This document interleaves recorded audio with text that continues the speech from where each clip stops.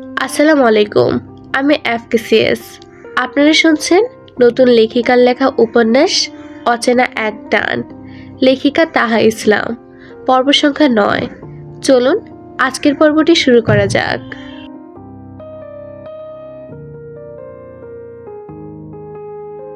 মায়রা, যার এখন পরিস্থিতির সাথে এই কথাগুলো মিশিয়ে আছে। তাহা আর আদিলের বিয়ের পর মায়রা নিজেকে গুছিয়ে নিতে কষ্ট হচ্ছে। হবে না কেন? নিজের ভালোবাসার মানুষকে অন্যের সাথে দেখতে কার না বুক কেঁপে ওঠে, বুকে ব্যথা হয়। দিন শেষে ঠিক অন্ধকার সময়ে নিজেকে সামলাতে কষ্ট হয়, কিন্তু এই কষ্ট কি তার জীবনে চিরন্তন, নাকি এই হতভাগা কপালেও আছে সুখ? সুখ নামটা খুব অদ্ভুত, কেননা এই সুখ পাওয়ার জন্য মানুষ কত যুদ্ধ করে এই সুখ নামটার জন্য।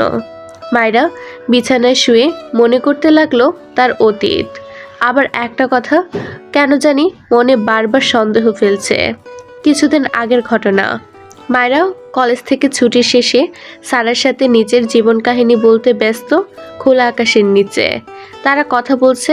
মায়রা লক্ষ্য করলো সেই দূরে চা এর দোকানে বসা ছেলেটা তাকে দেখছে।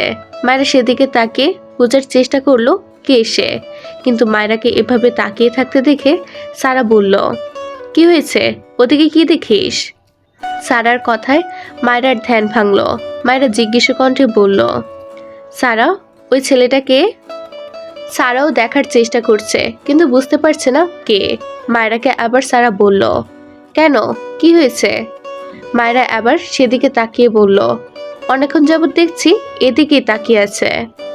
সারা এইবার কণ্ঠ দ্বিগুণ ভারী করে বলল, চল দেখে আসি কি হয়েছে। সারা উঠতে যাবে, মায়রা সারার হাত ধরে বলল, না থাক, পরে দেখে নিব। ওই দিন ওইভাবেই তারা কথাটা পাত্তা দিল না, কিন্তু দেখা গেল প্রায় ছেলেটা এদিকে তাকিয়ে থাকে। সেদিন মায়রা একলা, তাই সে ছেলেটার কাছে যেতে যাবে, তখনই কলেজের এক সিনিয়র ভাই, মায়রা তাকে চিনে। তাহা আর আরিশা এই দুইজনের বিয়েতে দেখেছে, কিন্তু এই ছেলেটার নাম কি? এই ভেবে মায়রা ছেলেগুলোর দিকে হাঁটতে শুরু করে। মায়রা দেখলো সেই ছেলেটা যে তার বোন সামিয়ার সাথে দেখেছিল, আর সিনিয়র ভাইটা আর কেউ না, রাফি। মায়রাকে এভাবে তাকিয়ে থাকতে দেখে ছেলেটা বলল, হাই মায়রা। মায়রা অবাক, কেননা ছেলেটা তার নামও জানে। মায়রাকে অবাক হতে দেখে রাব্বি বলল, আরিবাবুর বিয়েতে আপনাকে দেখেছি, তাই নামটা জানি। মায়রা আর কিছুই বলল না। মায়রা পিছন ফিরতে রাব্বিকে বলল, ভাইয়া চলো। মায়রা বুঝলো এরা দুইজন ভাই ভাই। মায়রা সব বুঝলো, কিন্তু রাব্বির নিত্যদিন এখানে আসা, তাকে দেখা, আর যদি ভাইকে নিতে আসে, কিন্তু কেন? তার ভাই কি ছোট? ছোট না, যথেষ্ট বড় হয়েছে। তাহলে এসব ভাবছে মায়রা। সে তার জীবন নিয়ে ব্যস্ত, কলেজে যাওয়া, টিউশন, এসব নিয়ে পড়ে আছে মায়রা। খান পরিবার আর চৌধুরী পরিবার, এই দুই পরিবার বেশ সুনাম ও প্রভাবশালী বংশ। হবে না কেন? যুগ যুগ ধরে এমন কিছু ক্ষমতাশালী বংশ আছে এই দেশে। এলাকার বেশ নামগুণ হয় দুই বংশের। যখন দুই বংশের লোক একে অপরের দর্শন করে, তখন শুধুই মুখের ভাষা একটা, আমার টাকা সম্পদের অভাব নেই। তর্ক চলে কে বেশি ধনী, কে তার থেকে নিম্ন। এটাই দুই বংশের কথা, কিন্তু এখানে কিছুটা ভিন্ন। কারণ আদিল খান পরিবার আর তাহার চৌধুরী পরিবারের দুই সদস্য ভিন্ন হলেও হয়নি কখনো টাকা সম্পদ নিয়ে কথা, বলেনি কোনো কটু কথা। কারণ তারা মানে টাকা আর সম্মান এক না। টাকা দিয়ে সব কিনা গেলেও সুখ, শান্তি, ভালোবাসা, বিশ্বাস আর সম্পদ কিনা যাবে না। প্রভাব আর ক্ষমতাশীল বংশ হলে সমস্যা কোথায়, এটা তো আর বড় কথা নয়। তারা সমাজ নামক লোককে দেখিয়ে দিবে যে ক্ষমতা আর প্রভাব এগুলো তাদের রক্ষা আর নামকরা করলেও শান্তি দিবে না, তারা দেখিয়ে দিবে। সময় চলছে নিজ গতিতে। তাহার আজ 7 দিন পার হলো চৌধুরী বাড়িতে। আজ বিকালবেলা আদিল আসবে তাহাকে নিতে। তাহার একটু কষ্ট লাগছে, আবার কখন আসবে চৌধুরী বাড়িতে এই 7 দিন কখনো সে স্থির ছিল না। মা চাচিরা সবাই তাকে যত্নে রাখছে। এখন বিকেল 4টার ঘরে ঘড়ির কাঁটা। বাড়ির সদর দরজা দিয়ে ঢুকলো আদিল। তাহা উপর থেকে দেখলো আদিল আসছে। তাহা রুমে ঢুকে আয়নার সামনে গিয়ে নিজেকে দেখে বলল, যাব নিচে নাকি যাব না? আইরিশ রুমে ঢুকে বলে, আপু যাও, তোমার জামাই আসছে। তাহা আইরিশের মাথায় গাঁটটা মেরে বলল, খুব পাকছিস না? তাহা এরপর গুটি গুটি পায়ে নিচে নামলো। আদিল সোফায় বসে, তার পাশে বাড়ির কর্তারা। আদিলকে দেখে তাহা বলল, আসসালামু আলাইকুম। আদিল তাহাকে দেখে মুচকি এসে বলল, ওয়ালাইকুম আসসালাম, কেমন আছো? আলহামদুলিল্লাহ। তাহা তাড়াতাড়ি রান্নাঘর থেকে নাস্তা নিয়ে আদিলকে দিল। আদিল তেমন কিছু বলল না। আবার তাহার যাওয়ার পালা। তাহা আর আদিল সবার থেকে বিদায় নিয়ে বের হলো। তাহা পার্কিং এরিয়াতে এসে দাঁড়ালো। আদিল তাহার দিকে তাকিয়ে বলল, এখানে দাঁড়িয়ে আছো যে? তাহা আমতা আমতা করে বলল, আপনার গাড়ি। আদিল হেসে বলল, এখানে না। তাহা ব্রুকুচকে বলে, মানে? আদিল তাহার হাত ধরে। তাহার হঠাৎ স্পর্শে তাহার দেহ কম্পিত হলো। আদিল তাহাকে একটা বাইক দেখালো। তাহা ব্রুকুচকে বলল, এটা কার? আদিল হেসে বলল, কেমন, আজকে কিনছি। তাহা অবাক হয়ে উত্তর দিল, সুন্দর, চলো। তাহা আস্তে আস্তে বলল, কোথায়? I like bike. তাহা বলল, ও। আদিল একটা দীর্ঘশ্বাস ফেলে বলল, একটা অ্যাক্সিডেন্টের পর বাইক চালানো নিষেধ ছিল, এখন আদেশ দিছে। তাহা আর কিছুই বলল না। আদিল বাইকে বসলো আর তাহাকে বসতে বলল। তাহা একটু মাঝখানে জায়গা রেখে বসলো। আদিল আবার গম্ভীরভাবে বলল, ধরে বসো, না হয় পড়ে যাবে। তাহা তো ধরার আগেই কাঁপছে। আদিল তাহার দিকে তাকালে তাহা আদিলের কাঁধে হাত দিল, কিন্তু পিঠ ঘেঁষে বসলো না। আদিল তা দেখেও কিছু বলল না। আদিল আবার বাইক স্টার্ট দিলে বেশ কিছু দূরে যাওয়ার পর আদিল বাইকের গতি বাড়ালো। তাহা ভয়ে আদিলের কাঁধ শক্ত করে ধরল। হঠাৎ আদিল অনুভব করলো তাহা আদিলের পিঠে মাথা রেখে শক্ত করে খামচে ধরে আছে। আদিল আর চোখে তাহাকে এক পলক দেখে গাড়ির গতি কমালো। আদিল তাহার এক হাত নিজের পেট বরাবর আনলে এতে তাহা হুঁশে ফিরে আসে। হাত সরাতে চাইলেও আদিল গম্ভীর গলায় বলল, তোমার হাত আমার এই হৃদয়ে, তোমার হাত এখানেই থাকবে। তাহার একটু অস্বস্তিকর লাগলো, কিন্তু কিছুই বলতে পারল না। আদিল আবার বাতাসের গায়ে শব্দ মিশিয়ে বলল, আমার এই প্রশস্ত বুকের রানী তুমি, আমার দিশে হারা তুমি, আমি তোমার মালিকানায় বন্ধি, এক মোহমায়া আবদ্ধ আমি চাই তুমি সারা জীবন আমারই থাকো। তাহা অবাক, কারণ তার কল্পনার বাহিরে ছিল এটা। বেশ কিছুক্ষণ যাওয়ার পরে আদিল একটা শপে গাড়ি থামালো। মূলত আদিল হেলমেট কিনে নেয়, কেননা আদিল ভেবেছিল তার প্রেয়সীর জন্য ও তার জন্য একসাথে নিবে। তাই তাহা চুপচাপ নেমে গেলে আদিল হাঁটছে। তাহা আদিলের পাশাপাশি হাঁটছে, তবু আদিলের সাথে তালে তালে হাঁটতে পারছে না। ছেলেদের হাঁটা আর মেয়েদের দৌড়ানো সমান। আদিল তা দেখে হাঁটার গতি একটু কমালো। তাহা আদিল একটা হেলমেটের দোকানে দাঁড়ালো। তাহা চুপচাপ আদিলের কাণ্ড দেখছে। কি বলবে সে? আদিল আসছে পর্যন্ত তাহাকে দেখছে। আদিল গলা খাকারি দিয়ে বলল, পছন্দ করো, কোনটা নিবে? তাহা হাতের আঙ্গুল নিজের দিকে নিয়ে বলল, আমি। আদিল আবার বলল, ইয়েস ম্যাম, আপনি।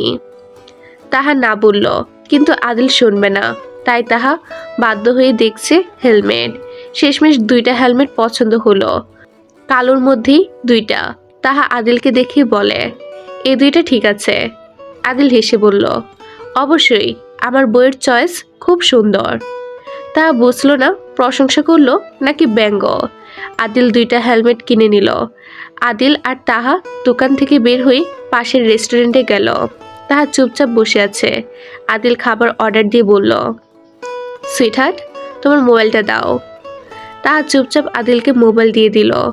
আদিল তাহার মোবাইলে ফেসবুক ইনস্টল করে দিল আর অ্যাকাউন্ট খুলে দিল। তাহাকে আদিল মোবাইল দিয়ে বলল, এই নাও, ফেসবুক খুলে দিলাম। তাহা ভ্রুকুচকে বলল, আমি ফেসবুক ইউজ করি না। এখন করবা? তাহা আর কিছুই বলল না। আদিল পুনরায় বলল, ফ্রেন্ড রিকোয়েস্ট দিলাম, অ্যাকসেপ্ট মি। তাহা চুপচাপ আদিলকে অ্যাকসেপ্ট করলো। তাহা আর আদিল খাবার খেয়ে বের হলো। এবার তাহা আবার জায়গা রেখে বসতে গেলে আদিল তাহার হাত টেনে নিল।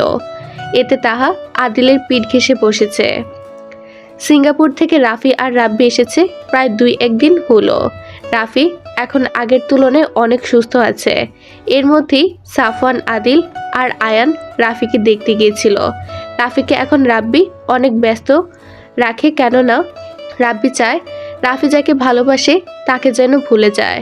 রাফির সামনে উজ্জ্বল ভবিষ্যৎ আছে। বর্তমানে রাব্বিও খুব ব্যস্ত, সামনে নির্বাচন।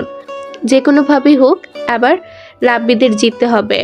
রাব্বি বেশিরভাগ পার্টি অফিসে থাকে, বিভিন্ন মিটিংয়ে থাকে, আলোচনা কিভাবে করতে হবে এসব ঝামেলায় থাকে।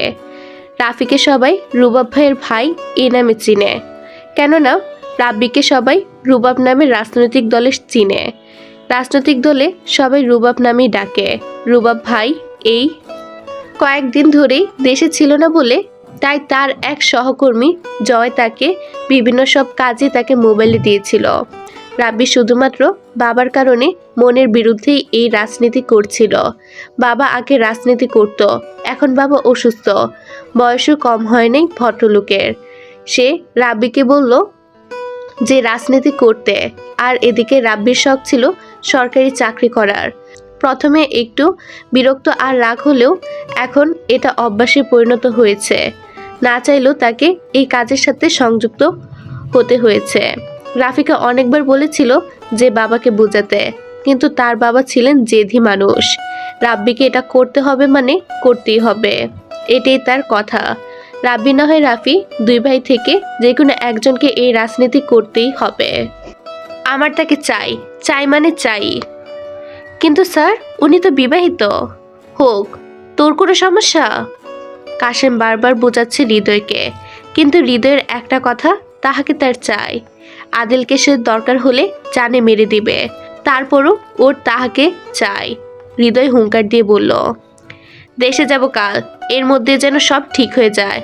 কাশেম কিছু বলবে, এর মধ্যেই একটা ছেলে দৌড়ে প্রবেশ করলো আর বলল, স্যার একটা লোক আসছে আপনার সাথে দেখা করতে।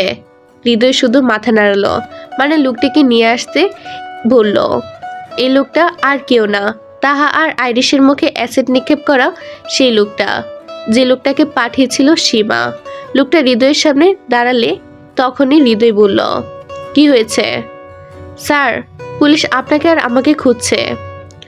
হৃদয় হো হো করে হেসে বলল, পুলিশ আসবে আমাকে ধরতে? হাসালে ভাই আমায়। লোকটা চোখ ছোট ছোট করে দেখছে। হৃদয়ের চোখগুলো বাদামি হালকা। সীমা, যে নাকি তার সহকর্মী, সে ছোটবেলার বন্ধু, কিন্তু বোনের মতো। স্যার স্যার আর কিছুই বলার আগে একটা বুলেট এসে লাগলো লোকটার বুক বরাবর। কাশেম অবাক, কারণ লোকটা তো কিছুই করলো না, তাহলে কেন তাকে মেরে ফেললো? কি অপরাধ করলো সে? হৃদয় আবার বলল, একে বাঁচিয়ে রেখে লাভ কি? কাশেম বেকুব মনে চেয়ে আছে। একে না বাঁচিয়ে রাখা ভালো, কেননা একে বাঁচিয়ে রাখলে এই পুলিশকে বলে দিবে। কাশেম চুপ। হৃদয় পুনরায় বলল, যে লোক একসাথে 16টি মেয়েকে রেপ করলো তাকে আজ পর্যন্ত কেউ গ্রেপ্তার করলো না, আর এই আসলো। আরে ভাই, আমি কি বেকুব নাকি? ওই পাষাণ মহিলাকে তো আমি নিজের করিয়ে নিব, না করলেও শেষবারের মতো এর স্বাদ আমার গ্রহণ করতেই হবে। কাশেম কিছুই বলল না। হৃদয় আবার সুইমিং পুলে নেমে পড়ল গোসল করতে। মাফিয়া কি সে এমনি এমনি হয়েছে নাকি? জানে যদি মারতে না পারি কিসের মাফিয়া, তাহলে অবশ্য সে লুকোচুরি খেলা খেলতে পছন্দ করে, কেননা খেলা খেলতে দারুণ লাগে তার। সে যে মাফিয়া আড়ালে গুটি নাড়লে বুঝে, না হয় সে সামনে থাকলে কেউ বুঝবেই না এর হাতে কত মানুষ আর কত নারীর দেহ শেষ হয়েছে। সে যে পাক্কা খেলোয়াড়। আদিল তাহাকে বাসায় নামিয়ে দিয়েছিল, এখনো আসে নাই। এখন রাত 10টা বাজে। সদর দরজা দিয়ে প্রবেশ করলো আদিল। তাহা স্টাডি রুমে উপন্যাস পড়ছে। আদিল দরজায় নক করে বলল, তাহার রুম থেকে আদিলের গুরুগম্ভীর শব্দ শুনে রুমের দরজা খুলে দেয়। আদিল বলল, ঘুমিয়ে পড়েছ নাকি? তাহা মিনমিন করে বলল, না, বই পড়ছিলাম। ও, এদিকে আসো দেখি। তাহা আদিলের সামনে দাঁড়ালো। আদিল হাঁটু ভেঙে বসলো আর তাহার এক পা নিজের পায়ের উপর রেখে বলল, দাও দেখি। তাহা পা সরাতে চাইল, কিন্তু আদিল দিল না। আদিল তাহার পায়ে একজোড়া রূপার নূপুর পরিয়ে দিল। তাহার ফর্সা পায়ে খুব সুন্দর লাগছে নূপুর দুটো। তাহা পা নামাতে ছনছন শব্দ করল। আদিল বলল, এই নূপুর খুলবে না। তাহা মাথা নাড়িয়ে বোঝালো, আচ্ছা। আজ অনেকদিন পর তাহা কলেজে যাবে, তাও আফরার সাথে। তাহা সকাল সকাল নামাজ আদায় করে নিচে নামে, দেখে শাহিন খান আর ফারিয়া খান কাজ করছে। তাহা তাদেরকে সাহায্য করবে, তাই বলে, আম্মু, কোনো সাহায্য লাগবে? শাহিন খান ব্যস্ত হাতে কাজ করতে করতে বলে, না মা, যাও দেখো আদিল আসছে নাকি। তাহা পুনরায় বলে, আম্মু, কিছু হবে না, বলুন। এর মধ্যেই আবিদ ফারিয়া খানকে ডাকতে থাকে, আম্মু, ওই আম্মু। ফারিয়া খান বিরক্ত মিশিয়ে বলে, কি হয়েছে? আবিদ আবার বলে, আমি স্কুলে যাব না, বাস এসে যাবে। ফারিয়া খান ধমকের স্বরে বলে, যা, রেডি হ। আবিদ কিছু বলতে যাবে, তাহা ঠান্ডা কণ্ঠে বলে, চলো দেখি, রেডি হও।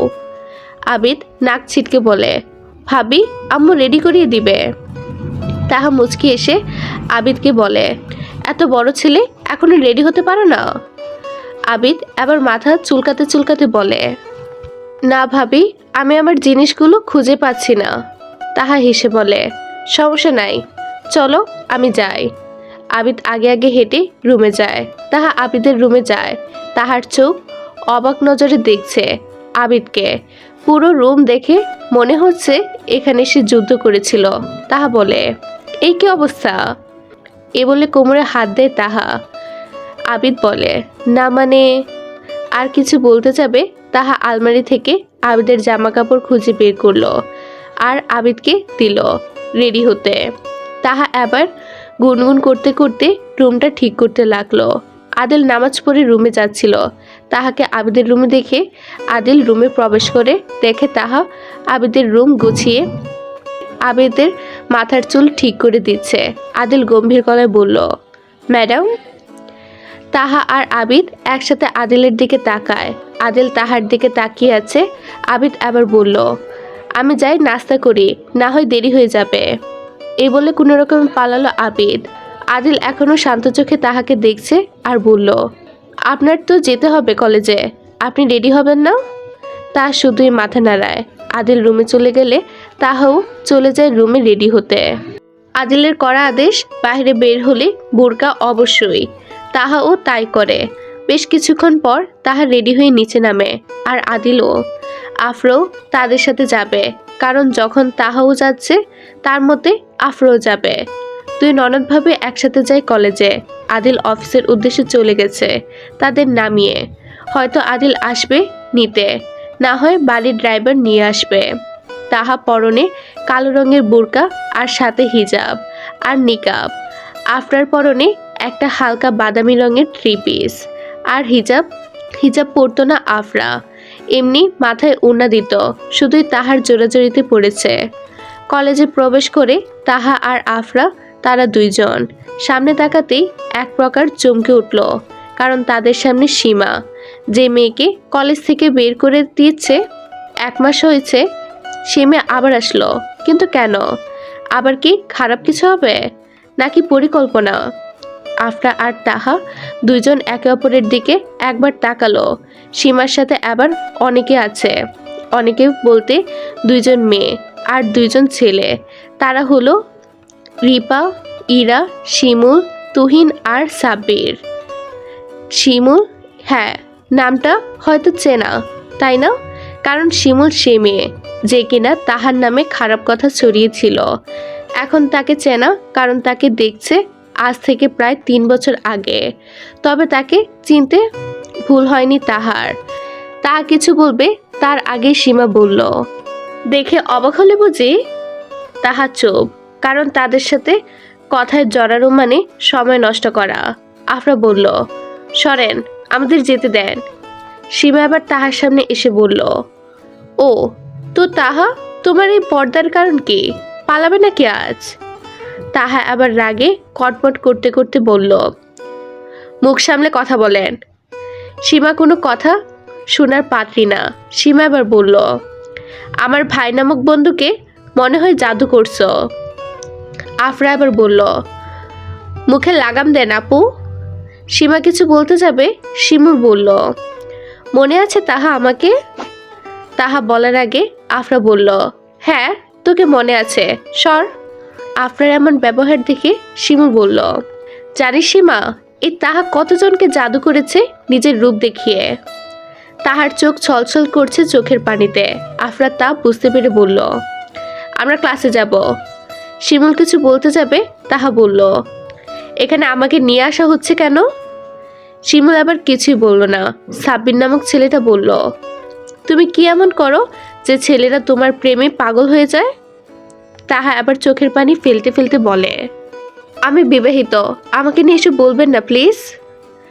আফরা আবার কিছু বলবে, এর মধ্যে রাফি বাইক নিয়ে কলেজে প্রবেশ করতে দেখলো আফরাকে, কিন্তু তাহাকে চিনতে পারলো না।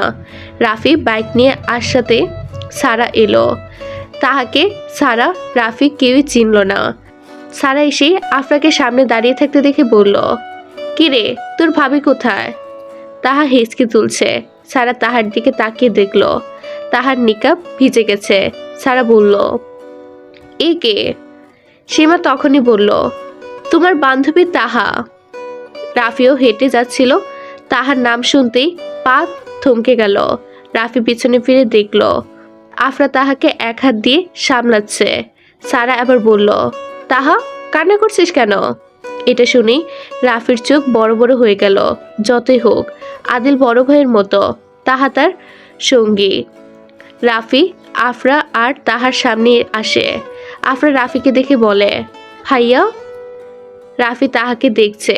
এখন কি হয়েছে, কি হচ্ছে দেখার সময় নেই। সীমা তাহাকে দেখে বলে, জানি না কত ছেলেকে। বাকি কথা বলার আগে সীমার বাগালে পরে একটা থাপ্পড়, ঠাস। রাফি বলল, বেশি আর কিছু বললে আরেকটা থাপ্পড় দিতে আমি দেরি করব না। সীমা গালে হাত দিয়ে রাফিকে বলল, বাবা রাফি, তো তাহা তোর কি হয়? রাফি সীমার দিকে তাকিয়ে আঙ্গুল তুলে বলে, বোন, আমার বোনের মতো। তাহা চুপচাপ রাফিকে দেখছে। আফরাও দেখছে। সীমা চলে গেল তার দল নিয়ে। তাহা আর আফরা চুপচাপ ক্লাসের দিকে চলে যায় আর রাফিকে ধন্যবাদও দেয়। তাহা বাসায় এসেছে আফরার সাথে। আফরা তাহার মন ভালো করতে তাদের গার্ডেনে নিয়ে যায়, কিন্তু তাহার মন ভালো হয় না। তাহা শুধুই কলেজের বিষয় নিয়ে ভাবছে। আফরা আবার বানিয়ে বানিয়ে কিছু গল্প বলে যাতে তাহা হাসে। তাহাও হেসে ফেলে। আফরা তাহাকে জড়িয়ে ধরল আর বলল, ভাবি যান। তাহা আফরার মাথায় হাত দিয়ে বলল, হ্যাঁ ননদি, কি? I love you so much, do you love me? Taha হেসে বলে, I love you too, yes, I love you so much. এদিকে রাত 9:39 বাজে। আদিল আসে নাই। তাহার এত বড় রুমে ভয় লাগছে। সীমার কথাগুলো মনে পড়লে কান্না আসে তার। আর তাহা খুব ভালো করে বুঝেছে যে সীমা হৃদয়ের কথা বোঝাতে চেয়েছে। হৃদয়ের কথা মনে পড়লে ভয় লাগে। এসব ভয় আর কষ্টে তাহার চোখে ঘুম আসে না। তাহার রুম থেকে বের হয়ে ভাবতে থাকে সবাই হয়তো যে যার রুমে, কারণ 9টা বাজে সবাই খেয়ে ঘুমিয়ে পড়ে। আদিল যার বাড়ি ফিরতে দেরি হয়, কারণ তার নিজস্ব একটা অফিস আছে আর বাবাদেরটাও দেখতে হয়, তাই দেরি হয়। তাহা গুটি গুটি পায়ে সিঁড়িতে যেয়ে দেখে নিচে লাইট জ্বলে। তাহা নিচে গিয়ে দেখে শাহিন খান এখনো জেগে আছে। তাহা এবার নিচে গিয়ে বলল, আম্মু। শাহিন খান পিছন ফিরতে তাহাকে দেখে বলে, তাহা মামনি যে এখনো সজাগ? তাহা নিচে নেমে বলল, জি আম্মু। শাহিন খান রান্নাঘর পরিষ্কার করে সোফায় বসে তাহাকে নিয়ে আর বলল, ঘুমাতে যাওনি যে? ঘুম আসছে না কেন? ভয় লাগে। শাহিন খান মুচকি এসে তাহাকে তার উরুতে শোয়ায় আর মাথায় হাত বুলিয়ে দেয় আর বলে, আদিল আসছে? না। শাহিন খান তাহার মাথায় হাত বুলিয়ে দিচ্ছে। তাহা এক পর্যায়ে ঘুমিয়ে পড়ে। শাহিন খান মুচকি হাসি শুধুই। এরপর প্রায় 10টা-12র দিকে আদিল বাড়ি ফিরে সদর দরজা দিয়ে ঢুকে মাকে এখনো জেগে থাকতে দেখে কিছু বলবে তখনই দেখলো তাহাকে, যে ঘুমিয়ে আছে। শাহিন খান বলল, মেয়েটা ভয় পাচ্ছিল। আদিল হেসে বলল, কেন? তুই যে বিয়ে করেছিস, বাসায় বউ আছে, তুই দেরি করে আসিস? আচ্ছা, কাল থেকে তাড়াতাড়ি আসবো। শাহিন খানও তাহাকে দেখিয়ে বলল, যা, ওকে রুমে নিয়ে যা। আদিল খুব যত্ন সহকারে তাকে কোলে নিয়ে এলো রুমে। শাহিন খানও নিজের রুমে চলে গেল। আদিল তাহাকে নিয়ে রুমে প্রবেশ করলো।